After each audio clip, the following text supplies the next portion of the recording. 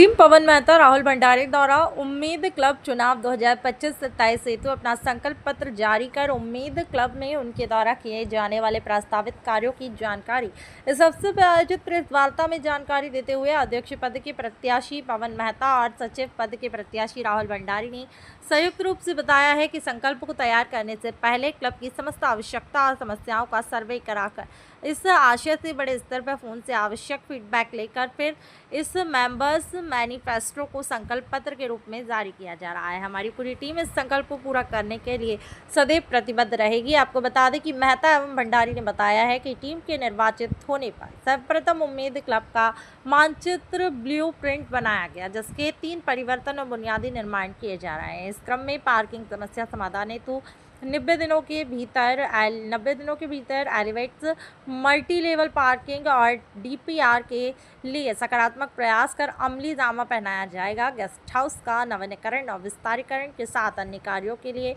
Architects और engineering करवाई जाएगी। इस लक्ष्य की प्राप्ति कर नवीन आय के स्रोत उत्पन्न किए जाएंगे। टेनिस खिलाड़ियों के प्रतिनिधि मंडल द्वारा परामर्श लेकर नवीनीकरण एवं किया जाएगा व खेल परिसरों का रखरखाव करने की दिशा में प्रशिक्षित कुशल स्टाफ द्वारा नियमित रखरखाव किए जाएंगे। नवजात शिशुओं हेतु फीडिंग रूम का निर्माण किया जाएगा। बच्चों के खेलने का क्षेत्र और ज़्यादा सुरक्षित सुविधाजनक बनाया जाएगा। आपको बता दें कि डेटा वेरा और अपडेशन करते हुए वलय के सदस्य और एफिलेटेड बल्बों के डेटाबेस को समय समय पर अपडेट किया जाएगा। आयोजनों के लिए संचार समस्या, सोशल मीडिया व संधार के नवीनतम साधनों को प्रयोग में लाकर भविष्य में होने वाले इवेंट्स और आयोजन की जानकारी प्रदान की जाएगी। आई कार्ड समस्या का समाधान रखते हुए ब्लू एंट्री के उद्देश्य को ध्यान में रखकर इसे लागू किया जाएगा। अन्य संकल्प लेते हुए क्लब की आय में वृद्धि हेतु सीए एवं वित्तीय विशेषज्ञ के परामर्श से शुल्क संरचना में संशोधन किया गया। और आपको बता दें कि कंट्री क्लब हेतु मौजूदा बल्ब में स्थान की कमी और शहर के विस्तार को ध्यान में रखते हुए वर्तमान में क्लब पर भार कम हो सके, इसलिए निष्क्रिय पड़ी क्लब की संपत्तियों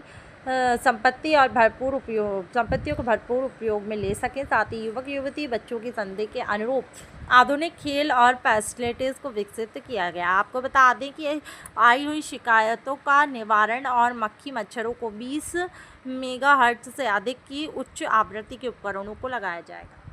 क्या नया करोगे इस क्लब की? अब आपने सवाल कर दिया है, मैं तो उसको छेड़ना नहीं चाह रहा था। ये क्लब की स्थापना 1922 में मूथा जी के मंदिर, जो हमारा मंदिर है, वहाँ एक टेनिस कोर्ट हुआ करता था। मेरे दादा का नाम श्री सुमेर चंद जी मूथा मेहता रहा। उन्होंने 22 सदस्यों के साथ में इस क्लब की यहाँ पे स्थापना की थी। उसके बाद में उम्मीद क्लब हिजाइनेस ने 6 एकड़ जमीन जो है वो उपलब्ध करवाई और यहाँ पर आज जहाँ उम्मीद क्लब है वो यहाँ स्थापित हुआ।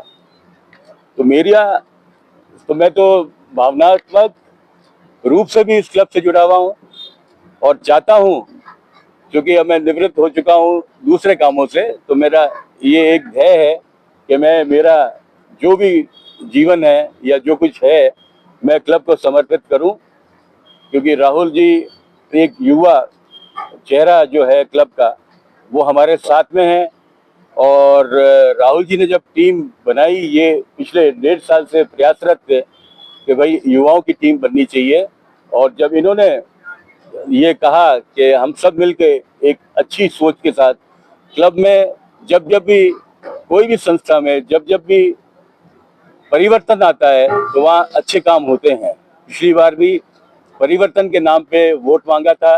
अब पिछली टीम है नहीं, वो चेहरे हैं जिन लोगों ने क्लब को पहले सर्व कर चुके हैं। कोई 11 बार कर चुका है, कोई 4 बार कर चुका है, वही चेहरे वापस आ रहे हैं।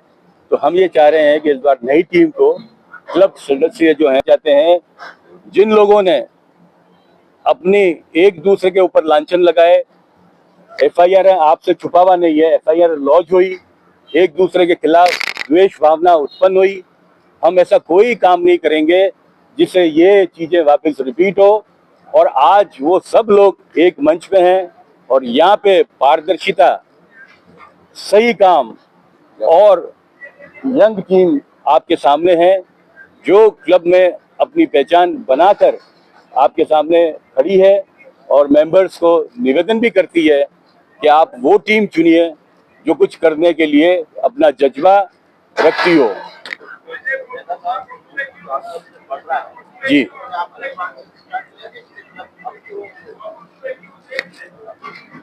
ये हाँ करेक्ट, बिल्कुल बिल्कुल ठीक कहा आपने।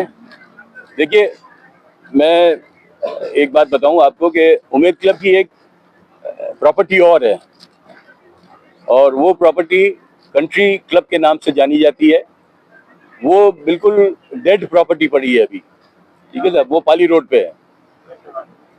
हम लोग चाहेंगे कि सबसे पहले कंट्री क्लब में जो गतिविधियां हो सकती है, हम वहाँ पे भी फोकस्ड हैं।